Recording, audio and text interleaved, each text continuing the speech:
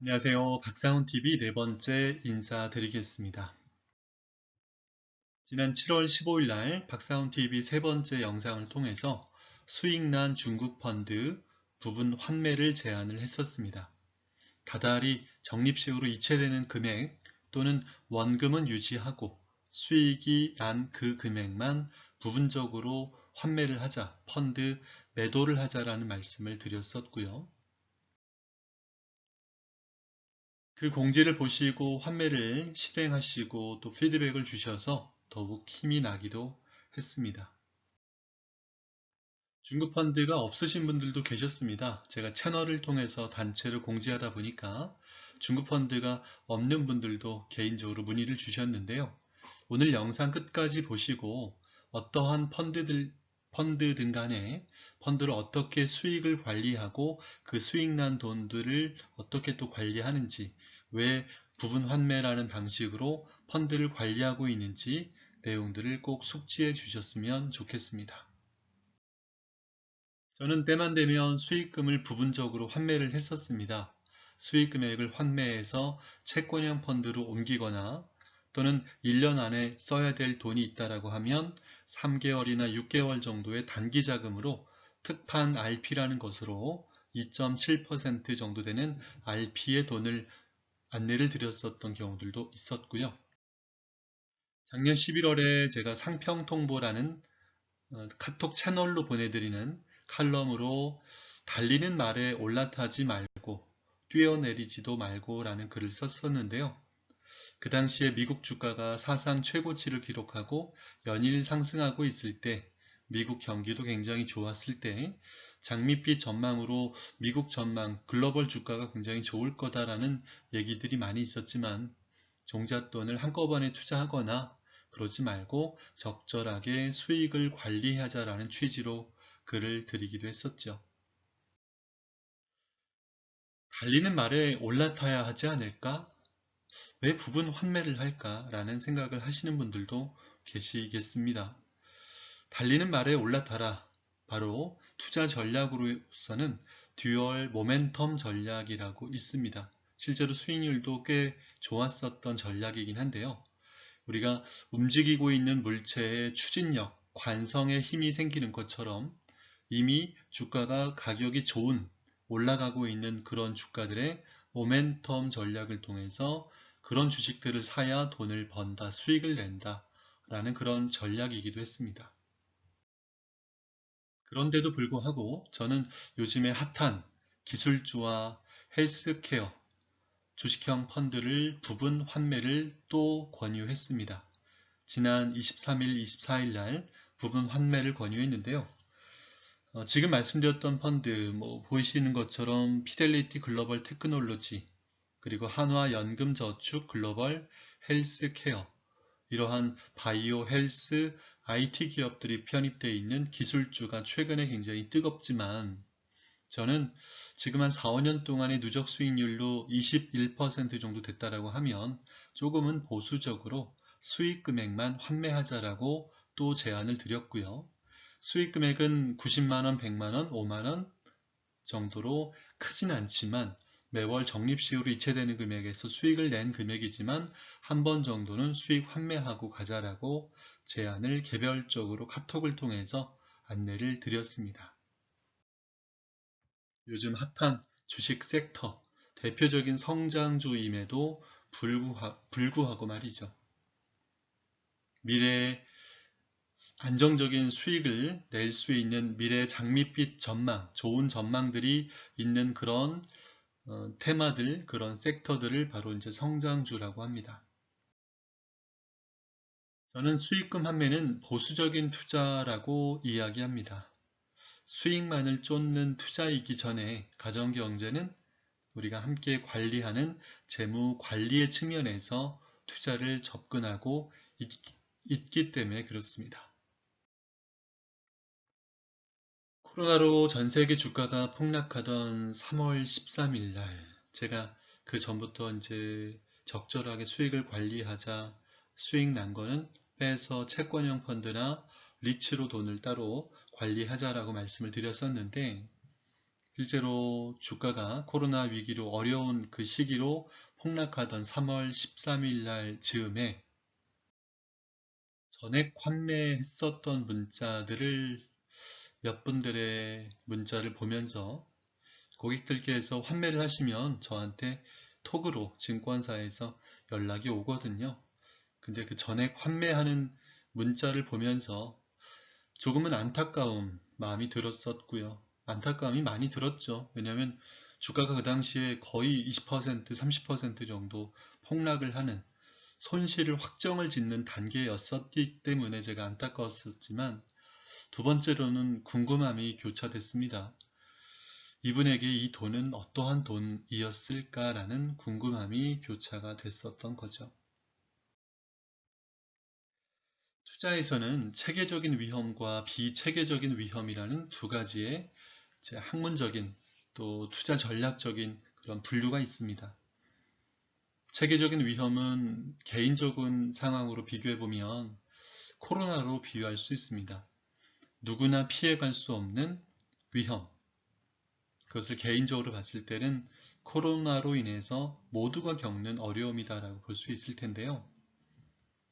이와 다르게 코로나라는 어려움이 있어도 최근에 보시면은 골프 여행으로 부킹이 예약이 힘들 정도로 굉장히 골프 쪽은 굉장히 수요가 많다라고 하고 잘 되는 집들, 잘 되는 사업들은 있는 반면 안 되는 자영업자, 안 되는 사업들도 있는 것입니다. 바로 개인적으로 이 어려움을 겪는 편차, 즉 경제적인 심리적인 상황에 따른 어려움과 위험을 저는 비체계적인 위험이다라고 말씀을 드립니다. 왜 제가 투자에 대한 기본 개념부터 설명을 드리냐면 바로 환매를 하는 그러한 과정도 개인이 겪을 수 있는 투자에 대한 심리적인 위험이나 가정경제의 유동성의 어려움들이 있을까를 고려한 전략이었다라고 보시면 되겠고요. 중고펀드 환매 32% 정도 실행을 해주셨습니다. 총 중고펀드의 수익 금액이 1억 5,600 정도인데 환매하셨던 금액은 금요일까지 4,900만 원 정도 해서 총 수익 금액의 금액 기준으로는 32% 정도가 부분 환매가 됐고요. 판매 후 2영업일 뒤에 기준 가격이 적용이 됩니다. 지난번 영상에서 말씀드렸던 것처럼 해외펀드는 환매에서 실제로 그 기준가로 주식의 변화에 따라서 그날 바로 환매를 한다고 적용되는 것이 아니라 다다음 날 기준 가격이 적용이 되는 그런 갭이 있기 때문에 차이가 있기 때문에 타이밍을 정확히 맞추는 건 어려웠습니다. 실제로 제가 15일 날 환매를 제안을 했고 며칠 동안 2, 3일 동안 주가가 많이 빠졌었다가 실제로 7월 20날, 즉 다다음 날 기준으로 했을 때 환매일 이후에 기준가는 3.3% 정도 하락을 했습니다. 하지만 기존에 수익을 내고 있었던 평균 234명의 수익금액 1억 5,600 정도, 누적 수익률 평균 39% 정도를 감안하면 그 정도의 약간의 변화는 조금은 아쉽지만 적절하게 환매를 했다라고 보시면 되겠고요. 그러면 왜 제가 수익을 부분 환매하자고 했을까요? 지금까지 계속 말씀드렸던 것처럼 우리가 원금을 지키자, 원금에서 최소한 이익을 난 거라도 지키자라는 취지에서 수익은 챙겨놓고자 했었던 것이 첫 번째고요. 두 번째, 인컴 소득으로 옮길 목적이었습니다. 인컴은 뭐냐면 채권을 갖고 있음으로 발생하는 이자, 주식을 갖고 있음으로 생기는 배당 수익, 리츠, 부동산으로 월세 받는 임대소득을 받는 주식으로 리츠, 그 리츠에서 생기는 임대료 수익을 받는 것이 바로 인컴입니다. 즉, 채권 가격, 주식 가격, 리츠 가격에 따른 가격 변화로 인한 수익보다 그 채권, 주식, 리츠를 가지고 있음으로 발생하는 이자, 배당, 임대료 수익을 바로 인컴이라고 하는데요. 저는 좀 보수적인 차원에서 수익을 환매해서 인컴 수익으로 갈 수 있는 채권이나 리츠를 권하는 측면이었습니다. 실제로 작년 2월달, 3월달, 6월달, 8월달에 집중해서 국내 주식형 펀드나 해외 주식형 펀드를 수익 난 부분들을 환매를 했었는데요. 제가 그 환매한 자금 가지고 2019년 2월, 3월, 5월, 8월 정도에 NH 아문디 에셋 국채 10년 인덱스라는 채권형 펀드를 가입을 해드렸습니다. 이 펀드로 환매된 자금이 1억 6천 정도 들어가서 수익 금액이 지난 1년 3개월, 1년 4개월 정도 동안 6.48% 정도 수익이 났었고요.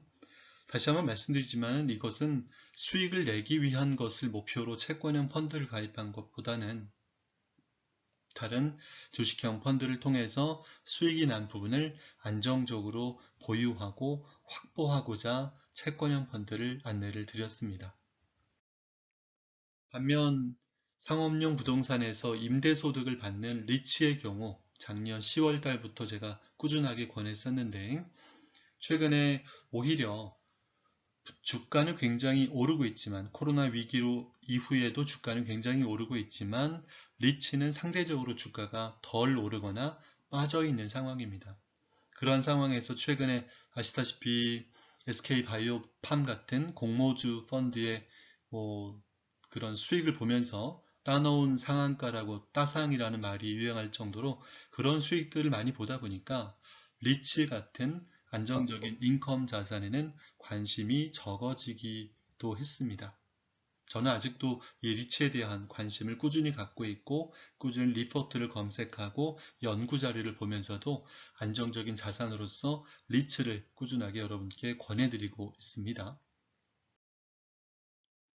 예수금으로 갖고 있는 분들도 계십니다. 예수금은 이자는 없습니다. 하지만 쉬어가는 것도 투자라는 걸 말씀을 드리면서 개별적으로 갖고 있는 예수금 이런 돈들을 어떻게 투자하고 관리할 것인가를 개별적으로 고객과 함께 소통을 하겠습니다.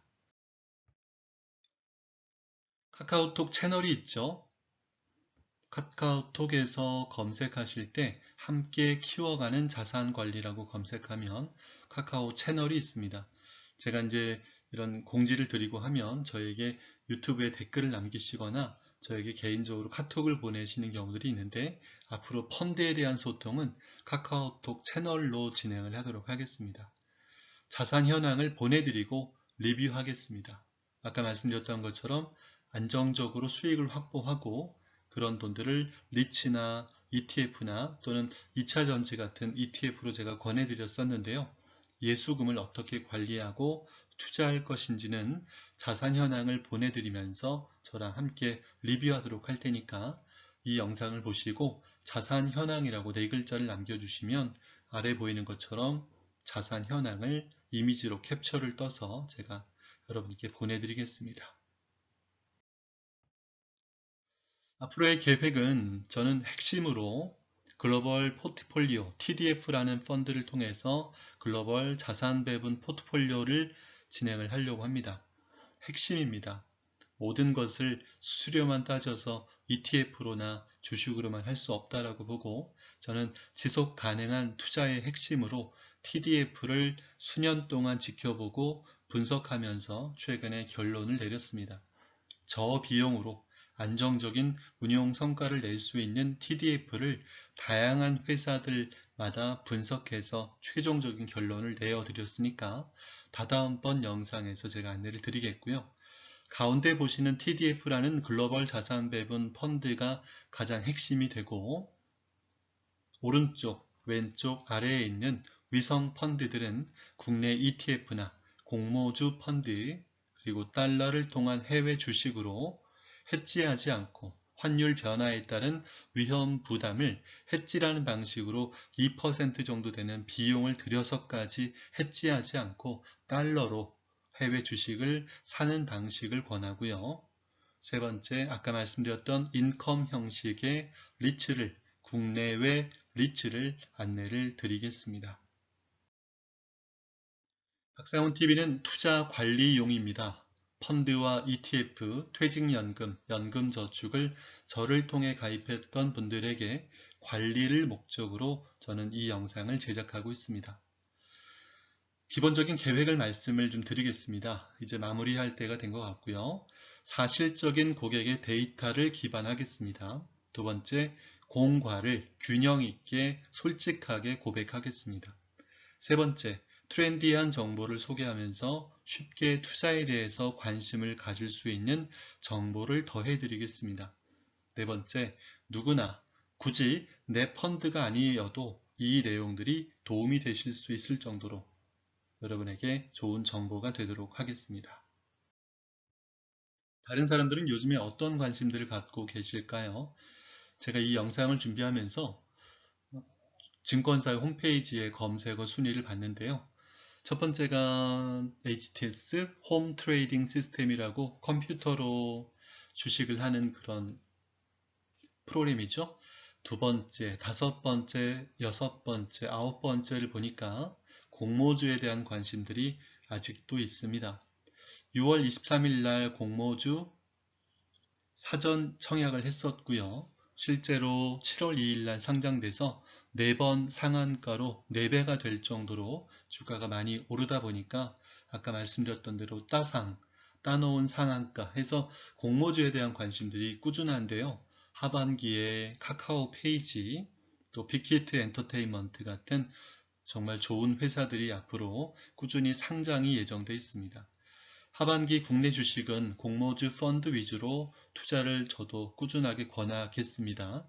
한편 6월 말자로 제가 안내드렸던 비트, 에셋원 비트 플러스라는 공모주 펀드가 클로징이 됐지만 그 펀드 말고도 다른 형태로 공모주 펀드가 계속적으로 운용되고 판매되고 있으니까 여러분에게 현명하게 소통하고 검증해서 안내를 드리겠습니다.